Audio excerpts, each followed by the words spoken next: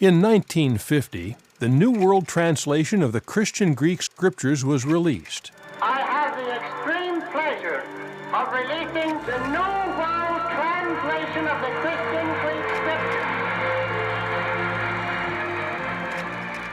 This translation was unique in that it restored the divine name, Jehovah, 237 times in the main text of the so-called New Testament. But how could they do that, considering that for centuries, many Bibles did not use Jehovah's name? And why did the divine name need to be restored? The oldest copies we have available do not use the divine name in the Christian Greek Scriptures. They use substitutes like God or Lord. Very early on, the copyists of those original manuscripts, they simply they got in the practice of replacing God's name. We know that it's not a translation because one is a name, the other one is a title. It's not even a synonym for Jehovah, for a name. Since the Greek Scriptures were an inspired addition to the sacred Hebrew Scriptures, in fact, Jehovah's name, God's name, was used some 7,000 times in the Hebrew Scriptures.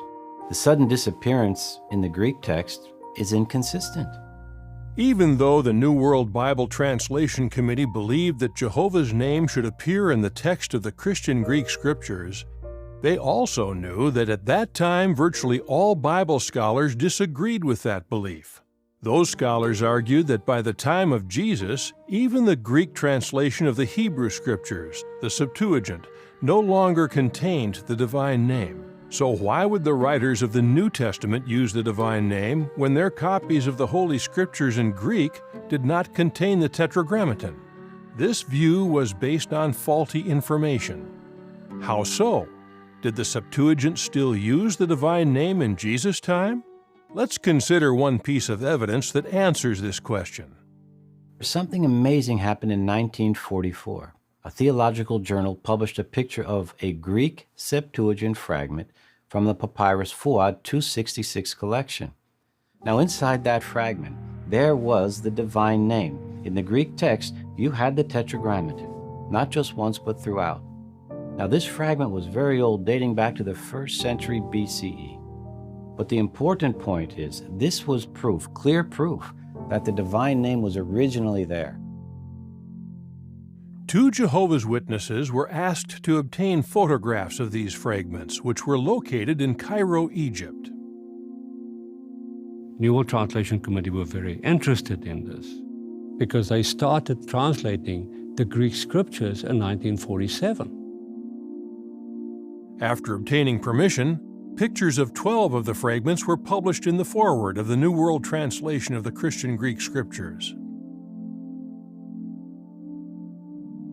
What amazes me about this is the timing. When our brothers, this New World Translation Committee, did their research before even translating, suddenly something that was unknown until essentially 1944 came to light that confirms that the eternal name of God has to be revealed. It cannot no longer be hidden. It should be shown to everyone who wants to worship Jehovah. This careful preservation supports what Jesus said in prayer at John 17:26 when he said to his Father, "I have made your name known and will make it known." As Jehovah's Witnesses, we are proud to be a people for his name. Knowing his name is essential to know Jehovah himself. And the fact that Jehovah has provided this arrangement through his people, it makes it very clear that he was gathering a people for his name.